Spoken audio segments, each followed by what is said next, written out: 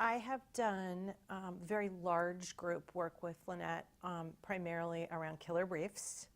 I've done smaller group workshops with small teams and on momentum, and then I've just done some personal workshops with her. I've been very fortunate in my career to be a part of some great workshops, but too often one gets really inspired the day that you are a participant, and maybe you tell some friends about it that evening or the next day, and then 3 weeks later someone asks you about it. You're like, I don't know, here's the deck, it was really good.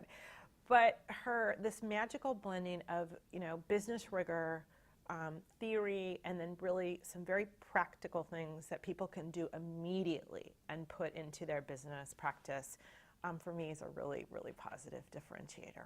I think one of the things that I value the most out of Lynette is that she really understands brand and the potency of it.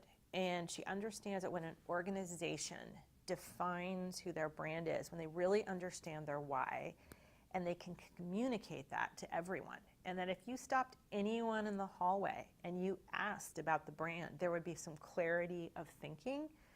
She values that so much, and I think that is so integral to an organization's growth, to people being happy at work. One of Lynette's isms that I really align with is to have the courage to blow up conventional wisdom and to do something really differently, but to do it intentionally and purposefully. Another one that I love about her, because she really plays to her strengths and I think helps people do the same, is we're all really good at things that we can define and really hone our strengths, and then there are things that we aren't great at, and that's okay. Outsource them. Find someone to help with, and I think she's brilliant at that. I would say one that is really important for me, that I learned over time, is to really, really trust people, because when you do, you get extraordinary work out of people. When I think about comparing Lynette with great leaders, it's probably a combination of someone like Deepak Chopra, where there's extraordinary wisdom from different cultures and countries and experiences.